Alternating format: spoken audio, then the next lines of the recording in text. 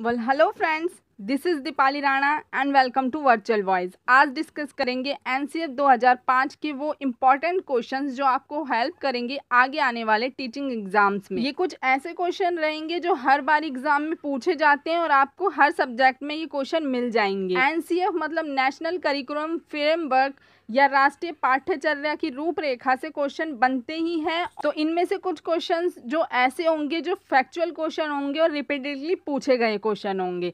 NCF के question जो हैं वो दो तरीके से बनते हैं। एक तो वो जो डायरेक्ट पढ़ने से आप लोगों के समझ में आ जाते हैं और दूसरे वो जहां पर एनसीएफ लैंग्वेज को थोड़ी सी चेंज कर देता है और डायरेक्ट क्वेश्चन पूछने की जगह लैंग्वेज को ऐसे घुमा फिरा कर पूछता है जहां पर आप लोग फंस जाते हैं। तो फ्रेंड्स, उसी पर बेस्ड ये क्वेश्चन रहने वाले हैं जिनसे आपकी समझ बनेगी ऐसे क्वेश्चंस को किस तरीके से डील किया जाता है। तो पूरी वीडियो देखिएगा। सेशन पसंद आता है तो लाइक शेयर करना बिल्कुल मत भूलना। तो चलिए देखते हैं हमारा फर्स्ट क्वेश्चन क्या कहता है। टीचिंग शुड एम एट मतलब कि जो शिक्षण का लक्ष्य है वो इस पर होना चाहिए। तो वो किस पर होना चाहिए, क्या ऐसा शिक्षण का लक्ष्य होना चाहिए जिसे आप अपनाएंगे इन ऑप्शंस में से। ऑप्शन 1 कहता है reading the lesson in the text book मतलब कि आप पाठ्य पुस्तक के पाठ को पढ़ देंगे। ऑप्शन बी है giving class work, homework and conducting test मतलब कि आप बच्चों को क्लास वर्क दे देंगे, होमवर्क दे देंगे और उनका टेस्ट कंडक्ट करवाएंगे। ऑप्शन सी कहता है enhancing children's natural potential and strategy to learn मतलब बच्चों की जो प्राकृतिक सीखने की जो क्षमता है और बच्चों की जो सीखने की राजनीतियों को आप बढ़ावा देंगे, उनको इन्हेंस करेंगे। ऑप्शन डी कहता है बोथ ए एंड बी मतलब जो ऑप्शन ए एंड बी है आप दोनों को ही सही मानते हैं। तो इसका राइट ऑप्शन क्या होगा, कोशिश कीजिएगा मेरे आंसर बताने से पहले आप आंसर का पता लगा पाएं। इससे क्या होगा, आप अपनी परफॉर्मेंस को जज कर पाएंगे और नीचे 10 में से आपके कितने मार्क्स बनते हैं आउट ऑफ 10 तो नीचे कमेंट बॉक्स में कमेंट करके भी ज़रूर बताइएगा। तो इसका राइट ऑप्शन होगा ऑप्शन नंबर सी, क्योंकि जो शिक्षण होता है, टीचिंग होता है, उसका मेन लक्ष्य जो मेन एम है उसका यही होना चाहिए कि बच्चे की जो नेचुरल पोटेंशियल है, बच्चे की जो प्राकृतिक सीखने की क्षमता है, आप उसको बढ़ावा दे सकें, उसको जितना भी इन्हेंस करवा सकें उतना इन्हेंस कर सकें। इतने तरीक़ों से चीज़ें सीखी जा सकती हैं। आप किस तरीके से, नई तरीके से, क्रिएटिव तरीके से चीज़ें सीख सकते हैं। चलिए अब क्वेश्चन नंबर 2 की तरफ बढ़ जाते हैं। According to NCF 2005 the role of a teacher has to be मतलब कि जो राष्ट्रीय पाठ्यचर्या रूपरेखा है एनसीएफ 2005 के अनुसार शिक्षक की एक भूमिका किस तरीके से होनी चाहिए। ऑप्शंस आर ऑथोरेटिव मतलब कि सत्तावादी, या फिर ऑप्शन बी फैसिलिटेटिव मतलब कि सुविधादाता, या ऑप्शन सी परमेसिबल मतलब कि अनुमति परक, या फिर ऑप्शन डी डिक्टेटर मतलब अधिनायक की है। तो इसका राइट ऑप्शन क्या होगा, एक टीचर का क्या रोल है एनसीएफ 2005 के अकॉर्डिंग। तो इसका राइट ऑप्शन होगा ऑप्शन नंबर बी फैसिलिटेट मतलब कि एक टीचर को सुविधादाता का रोल निभाना चाहिए, बच्चों को सुविधादाता की तरीके से उनकी सपोर्ट करनी चाहिए, उनको जब नीड हो तब उनकी हेल्प नहीं चाहिए। चलिए अब देख लेते हैं क्वेश्चन नंबर 3 क्या कह रहा है। क्वेश्चन नंबर 3 कह रहा है a teacher can encourage children to become effective problem solvers by मतलब एक शिक्षक बच्चों को प्रभावी रूप से समस्या का समाधान करने के सक्षम बनाने के लिए किस तरीके से उनको एनकरेज कर सकता है, उनको प्रोत्साहित कर सकता है। तो इंग्लिश में ऑप्शंस आपके सामने है, हिंदी में आप लोगों को ट्रांसलेट करके मैं बता देती हूँ। ऑप्शन 1 है पाठ्य पुस्तकों मतलब कि टेक्स्ट बुक्स में दी गई जो सूचनाएं हैं उनको बच्चों को कंठस्थीकरण करने के लिए उन पर बल देंगे कि भाई जो पाठ्य पुस्तक में चीज़ें दी गई है उनको याद करो। ऑप्शन 2 कहता है आपका कि आप बच्चों को पाठ्य पुस्तक के सभी प्रश्नों को व्यवस्थित तरीकों से समाधान लिखने के लिए कहेंगे कि स्टेप बाय स्टेप आप जो क्वेश्चंस हैं उनका सलूशन लिखिए। ऑप्शन सी कहता है बच्चों की समस्या के बारे में सहजानुभूत अनुमान लगाने एवं बहु विकल्पों को देखने के लिए प्रोत्साहित करेंगे। आप बच्चों को एनकरेज करेंगे कि जो एक प्रॉब्लम है उसके लिए आप गैसेस कीजिए कि इसका राइट ऑप्शन क्या हो सकता है, वो अनुमान लगाएंगे या फिर वो मल्टीपल उसके लिए सॉल्यूशंस ढूंढेंगे उस प्रॉब्लम के लिए। लास्ट ऑप्शन हमारा कहता है writing one solution many times on notebooks मतलब कि आप बच्चों को कहेंगे कि वो एक ही सोल्यूशन को मैनी टाइम्स नोटबुक्स में लिखें। बार बार नोटबुक में एक ही सोल्यूशन, एक ही प्रॉब्लम को लिखेंगे, फिर उसके सोल्यूशन को लिखेंगे। तो इसका राइट ऑप्शन क्या होगा? तो क्या लगता है आपको कि एक टीचर को किस तरीके से बच्चों को इनकरेज करना चाहिए एक इफेक्टिव प्रॉब्लम सॉल्वर बनने के लिए? तो इसका जो राइट ऑप्शन होगा वो होगा ऑप्शन नंबर सी, कि आप बच्चों को एनकरेज करेंगे किस चीज़ के लिए, कि वो मल्टीपल सॉल्यूशंस निकाल पाएँ और वो गैस कर पाएँ एक क्वेश्चन के लिए, एक प्रॉब्लम के लिए, कि किस तरीके से उसे सॉल्व किया जा सकता है। ठीक है, और अगर आप वैसे भी आंसर तक नहीं पहुंच पा रहे हैं तो ऑप्शन नंबर 1 देखिए, वहाँ पर मेमोराइजेशन लिखा हुआ है। तो मेमोराइजेशन देखते ही मैंने आप लोगों को पहले भी बताया था, उस ऑप्शन की तरफ जाना ही नहीं है आप लोगों को। सेकंड ऑप्शन में आप लोगों को बताया गया है स्टेप बाय स्टेप सॉल्यूशंस को लिखना है। स्टेप बाय स्टेप आप एक टेक्स्ट बुक के ऊपर ही बच्चों को हावी नहीं करना है, तो ये ऑप्शन भी कट जाता है। लास्ट ऑप्शन है मैनी टाइम्स आपको एक ही सोल्यूशन को बच्चों को लिखने के लिए दें, तो ये भी तो एक तरीके से रोट लर्निंग की तरफ ही आ रहा है कि रट्टा मारो और याद करो। ठीक है, तो इसका राइट ऑप्शन सीधी सीधी तरीके से हमारा ऑप्शन नंबर सी ही होगा। ठीक है, क्योंकि यहाँ पर एक पॉजिटिव टैग वर्ड भी लिखा हुआ है कि एनकरेजिंग, बच्चों को आप एनकरेज करेंगे किस चीज़ के लिए, कि वो गैस कर पाए और साथ में वो मल्टीपल सॉल्यूशंस ढूंढ पाए। तो कुछ इस तरीके से भी नेगेटिव वर्ड्स को अवॉइड करके आप पॉजिटिव वर्ड की तरफ जाकर राइट ऑप्शन की तरफ बढ़ सकते हैं। चलिए अब बढ़ जाते हैं क्वेश्चन नंबर 4 की तरफ। According to NCF 2005 learning is dash and dash in its character, मतलब कि राष्ट्रीय पाठ्यचर्या की रूपरेखा के अनुसार शिक्षण अपने चरित्र में डैश और डैश है।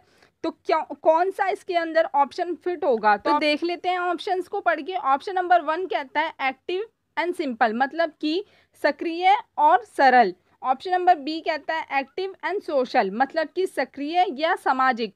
ऑप्शन नंबर सी कहता है पैसिव एंड सिंपल, मतलब निष्क्रिय और सरल। और ऑप्शन नंबर पैसिव और सोशल, मतलब कि निष्क्रिय और सामाजिक। तो देखिए क्वेश्चन को और ऑप्शन को पढ़ते ही एक बात तो समझ आ गई होगी, नहीं आई तो समझ लो कि बच्चा कभी भी पैसिव लर्नर नहीं हो सकता। ये बात मैं पहले भी आप लोगों को समझा चुकी हूँ। ठीक है, तो पैसिव को तो खुद ही हट गए, जो पैसिव वाले ऑप्शंस आपके पास में है, जो ऑप्शन सी और ऑप्शन डी है वो तो हट गए।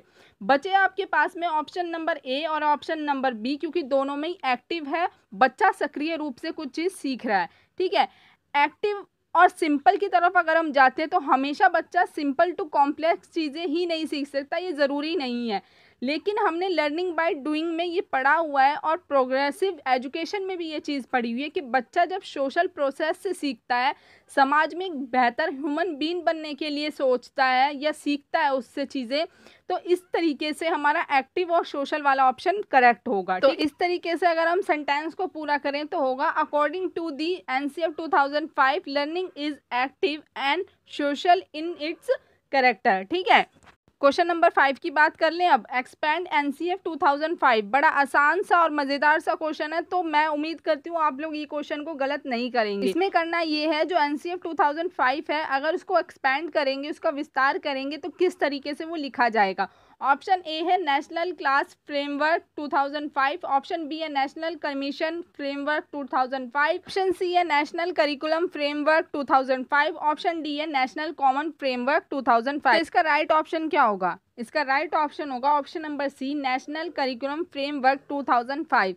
अब बहुत आसान क्वेश्चन था, लेकिन बहुत सारे महान लोग ऐसे भी होते हैं जो इस आसान क्वेश्चन को भी गलत कर देते हैं। तो कई बार क्या होता है कि बहुत ज़्यादा जल्दबाजी में क्वेश्चन के आंसरों पर टिक किया जाता है, तो लोग फ्री का नंबर भी आते हुए भी गलत कर देते हैं। इसलिए मैंने ये 10 क्वेश्चन में ये क्वेश्चन डाला है ताकि आप ऐसी गलती ना करें। चलिए अब बढ़ जाते हैं क्वेश्चन नंबर 6 की तरफ। Educational technology should be viewed as, मतलब कि जो शैक्षिक प्रौद्योगिकी है उसको किस रूप में देखा जाना चाहिए। और थोड़ी अच्छी तरीके से अगर इस क्वेश्चन को समझ लें तो जो एजुकेशनल टेक्नोलॉजी जिस तरीके से अब आप सीख रहे हैं इंटरनेट के थ्रू या जो कंप्यूटर क्लासेस होती हैं, ये सब इसको किस तरीके से आप देखेंगे, किस तरीके से एक एजुकेशनल टेक्नोलॉजी को आप लोग देखेंगे।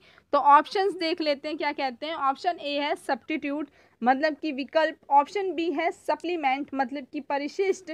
ऑप्शन बी है बोथ ए एंड बी, मतलब कि आप दोनों ही ऑप्शंस को राइट कहते हैं। ऑप्शन डी है नन ऑफ दी अबव। तो आपका नजरिया क्या है एक एजुकेशनल टेक्नोलॉजी को आप किस तरीके से देखते हैं? तो इसका राइट ऑप्शन है ऑप्शन नंबर बी सप्लीमेंट, मतलब एक परिशिष्ट की तरीके से। अब आप में से बहुत सारे लोग बोलेंगे कि सब्स्टिट्यूट क्यों नहीं है, सब्स्टिट्यूट क्यों नहीं हो सकता? क्योंकि सब्स्टिट्यूट मतलब होता है एक चीज को हटा के दूसरी चीज को लाना। तो शिक्षण में जो ट्रेडिशनल चीजें चलती आ रही है, एक टीचर बच्चे को पढ़ाता है, हाँ एजुकेशनल टेक्नोलॉजी को टीचर एक रिसोर्स के रूप में यूज़ कर सकता है पर सब्स्टिट्यूट के रूप में यूज़ नहीं कर सकता, इसलिए सप्लीमेंट कहा गया है। अब सप्लीमेंट हम खाते हैं, है ना? क्यों खाते हैं? क्योंकि जो न्यूट्रिशंस है नेचुरली बॉडी को नहीं मिल पा रहे, वो सप्लीमेंट के माध्यम से, सप्लीमेंट के थ्रू हमें मिल पाए। ठीक है, तो इस क्वेश्चन का सेंस ये बनता है कि जो एजुकेशनल टेक्नोलॉजी है उसको हम एज अ रिसोर्स यूज कर सकते हैं टीचिंग के दौरान, तो वो एक सप्लीमेंट की तरीके से यूज होगा। क्लियर है? चलिए अब बढ़ जाते हैं क्वेश्चन नंबर 7 की तरफ। Children coming from social economically disadvantage backgrounds need a classroom environment विच, मतलब कि जो सामाजिक आर्थिक रूप से वंचित बैकग्राउंड से आने वाले जो बच्चे हैं उनको कक्षा के माहौल में किस चीज़ की आवश्यकता होती है, किस चीज़ की नीड होती है। ऑप्शन ए कहता है टीचेस देम गुड बिहेवियर, मतलब कि आप उन बच्चों को उन पृष्ठभूमि से जो वंचित रह चुके हैं आर्थिक रूप से और सामाजिक रूप से, उन्हें आप एक अच्छा व्यवहार सिखाएंगे। सेकंड ऑप्शन कहता है value and use their culture and linguistic knowledge, मतलब उनके सांस्कृतिक और उनकी भाषाई ज्ञान को आप महत्व देंगे, इंपॉर्टेंस देंगे और साथ में उनका उपयोग करेंगे। सी कहता है कि categorise children's based on their abilities, मतलब कि आप बच्चों की उनकी क्षमताओं, उनकी एबिलिटीज़ के आधार पर उनको कैटेगराइज्ड कर देंगे। लास्ट ऑप्शन आपका कहता है discourage the use of their language so that they learn the main languages, मतलब कि आप उनके भाषा को, जो उनका भाषा का उपयोग है वो नहीं करेंगे, उनको हतोत्साहित कर देंगे, मतलब डिस्करेज कर देंगे, ताकि वे मुख्य जो भाषा है उसको सीख सकें। अब देखिए यहाँ पर पहले ही आप लोग कुछ ऑप्शंस को हटा सकते हैं जो कि जिनकी ज़रूरत है ही नहीं इन ऑप्शंस के अंदर, वो राइट हो ही नहीं सकते। कैसे? कैटेगराइज पहले भी समझा चुकी हूँ, बच्चों को सेपरेट कर देना या बच्चों को कैटेगराइज कर देना ये नहीं लर्निंग बोलती है, एजुकेशन बिल्कुल भी इस चीज़ को डिनाई करती है।